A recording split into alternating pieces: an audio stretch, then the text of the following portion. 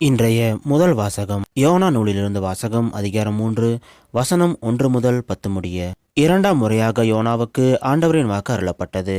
அவர், நீ புறப்பட்டு நினிவே மாநகருக்கு போய் நான் உன்னிடம் சொல்லும் செய்தியை அங்குள்ளோருக்கு அறிவி என்றார். அவ்வாறே யோனா புறப்பட்டு ஆண்டவரது கட்டளைப்படி நினிவேக்கு சென்றார். நினிவே ஒரு மாபெரும் நகர். அதை கடக்க 3 நாள் ஆகும். யோனா நகருக்குள் சென்று ஒரு நாள் முழுவதும் நடந்த பின் உரத்த குரலில் இன்னும் 40 நாளில் நினிவே அழிக்கப்படும் என்று அறிவித்தார். நினிவே நகர மக்கள் கடவுளின் செய்தியை நம்பி எல்லாரும் நோன்பிருக்க முடிவு செய்தார்கள். பெரியோர் சிறியோர் அனைவரும் சாக்கு உடை உடுத்தி கொண்டனர். இந்த செய்தி நினிவே அரசனுக்கு எட்டியது. அவன் தன் அரியணையை விட்டு இறங்கி அரச உடையை களைந்துவிட்டு சாக்கு உடை உடுத்தி கொண்டு சாம்பல் மீது உட்கார்ந்தான். மேலும் அவன் ஒரு ஆணை பிறப்பித்து அதை நினிவே முழுவதும் பறைசாற்ற செய்தான். இதனால் அரசரும் அரச அவையினரும் மக்கள் அனைவருக்கும் அறிவிப்பதாவது: எந்த மனிதரும் உணவை சுவைத்துக்கூட பார்க்கக்கூடாது. ஆடு மாடு முதலிய விலங்குகளும் தீனி தின்னவோ தண்ணீர் குடிக்கவோ கூடாது. மனிதரும் விலங்குகளும் சாக்கு உடை உடுத்தி கொண்டிருக்க வேண்டும். ஒவ்வொருவரும் கடவுளை நோக்கி மன்றாட வேண்டும்.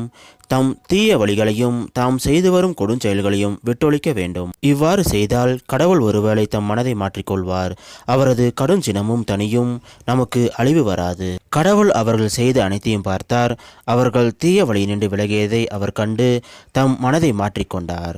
தாம் அவர்கள் மீது அனுப்புவதாக சொல்லியிருந்த தண்டனையை அனுப்பவில்லை. இது ஆண்டவர் வழங்கும் அருள்வாக்கு. இறைவா, உமக்கு நன்றி. இன்றைய நற்செய்தி புனித லூக்கா எழுதிய நற்செய்தியிலிருந்து வாசகம் அதிகாரம் 11 வசனம் 29 முதல் 32 முடிய. அக்காலத்தில் மக்கள் வந்து கூட கூட இயேசு கூறியது: இந்த தீய தலைமுறையினர் அடையாளம் கேட்கின்றனர். இவர்களுக்கு யோனாவின் அடையாளத்தை தவிர வேறு அடையாளம் எதுவும் கொடுக்கப்பட மாட்டாது. யோனா நினிவே மக்களுக்கு அடையாளமாய் இருந்ததை போன்று மானிட மகனும் இந்த தலைமுறையினருக்கு அடையாளமாய் இருப்பார். தீர்ப்பு நாளில் தென்னாட்டு அரசி இத்தலைமுறையினோடு எழுந்து இவர்களை கண்டனம் செய்வார். ஏனெனில் அவர் சாலமோனின் ஞானத்தை கேட்க உலகின் கடைக்கோடியிலிருந்து வந்தவர். ஆனால் இங்கிருப்பவர் சாலமோனிலும் பெரியவர் அல்லவா?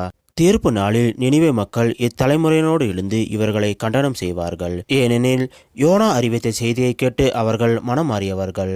ஆனால் இங்கிருப்பவர் யோனாவை விட பெரியவர் அல்லவா? இது கிறிஸ்து வழங்கும் நற்செய்தி. கிறிஸ்துவே உமக்கு புகழ்.